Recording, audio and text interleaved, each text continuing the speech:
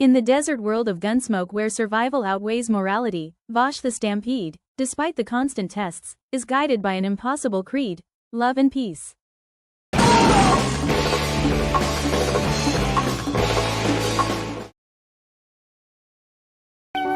My name is Vash the Stampede. I have been a hunter of peace, chasing the elusive mayfly known as love, for many, many moons now. There is no rest for me in my search of peace. As he travels across the planet helping those he can, Vosh is hunted for his $60 billion double-dollar bounty, a number given to him during the destruction of July, which falls under a crime against humanity, and gave him the nickname Humanoid Typhoon. However, this even came not of malice, but of the man who is after him. Enter Millions Knives, Vosh's twin brother. Despite a similar upbringing, Knives' ideas on humanity differ radically from Vosh's. He sees it not as flawed, but as entirely corrupt. His worldview is radical and apocalyptic. He seeks to destroy all of humanity and liberate plants from their job as reactors. The essence of the crude animal known as Homo sapien. While Vosh tries coexistence, Knives seeks domination. If Knives is the architect for human extinction, Legato Bluesummers is his disciple. Legato, being granted psychic powers by Knives, lives to torment Vosh. In his mission, Legato orchestrates the deaths of innocent humans to corner Vosh. While he doesn't seek victory through strength, Legato finds it in despair. He echoes that in a fallen world, idealism will only get people killed. Hey you! Ha!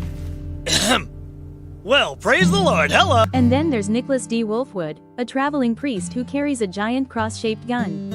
Given his past, throughout the show he grapples with the teachings of the church and the necessity of violence on Gunsmoke. He protects the innocent, often with lethal force, and doesn't shy away from the consequences. Let's get definitions out of the way. Idealism is the philosophical perspective where an individual is guided by ideals, and puts them before practical considerations. Realism is one where an individual recognizes reality, accepts it, and deals with the situation and its consequences. Another definition which may be helpful is moral absolutism, in which reality is believed to be absolute, and without moral gray. These philosophies collectively work to test Vosh's values and ideals. We learn that Knives and Vosh were raised on a human colonization fleet by a woman named Rem. Rem taught them to love, but Knives spiraled due to abuse from a crew member. This rears its head when Knives sabotage the colony ships, and watches as thousands die. While he calls it justice, Vosh calls it murder. The confrontation where Vosh shoots Knives isn't flashy, but it does mark a turning point in the show. The exchange leaves Vosh morally wounded, but in a desperate attempt to prove that peace and love matters, he vows to never kill. As for Knives, this moment confirms his belief: humans are beyond saving, and even his brother is too weak to accept it. There's so much pain in my leg! Did you shoot me? Did you actually shoot me? When Wolfwood kills Zazie the Beast, it's not just another death. It's a philosophical shot in the thigh that hits Vosh the hardest. Zazie is one of Knives' messengers, who joins in telling Vosh that murder is the only solution.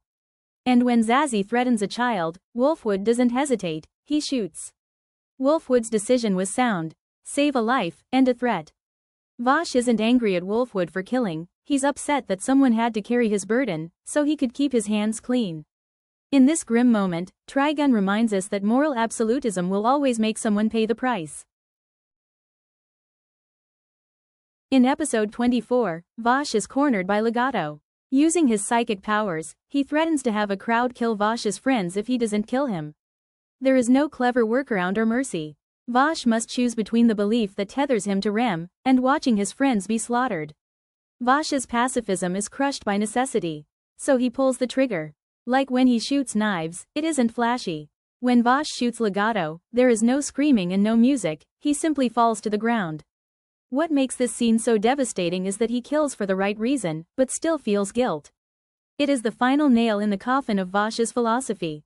Or so it seems, because what follows in episode 26 isn't Vosh becoming like Knives, it's a rebuilding. He chooses to carry the burden of this sin, and still moves forward. We should have died a very long time ago, you and I. The instant we fell upon this sandy land without pain and without sorrow.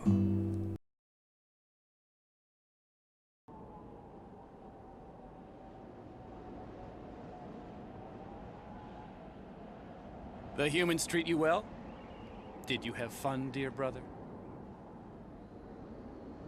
I did, yeah. Best thing that ever happened to me.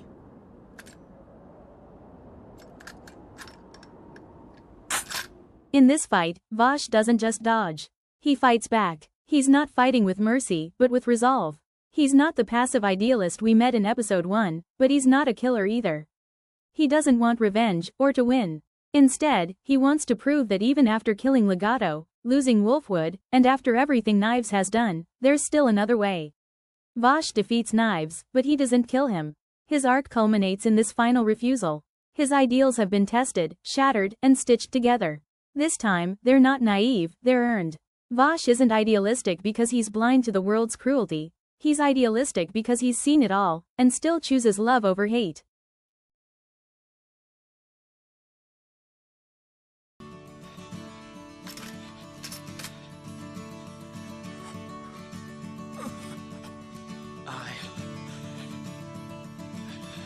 I will survive.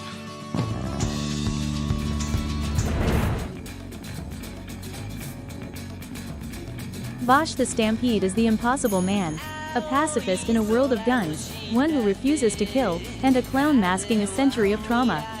Throughout 26 episodes, the universe does everything it can to prove him wrong.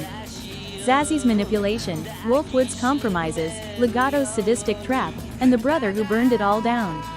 Yet Vash endures, not unchanged, not unbroken, but undaunted. What Trigun understands is that idealism isn't the opposite of realism, it's forged through it. Vash learned again and again that pacifism isn't clean, that mercy has consequences, not every life can be saved, and not every sin can be forgiven. But he also learns that kindness isn't a weakness. Restraint takes more strength than revenge, and that choosing love, again and again, especially when it hurts, is its own kind of revolution. So in the end, Trigun doesn't give us answers. It gives us a question. What kind of person will you be in a world which constantly asks for compromise?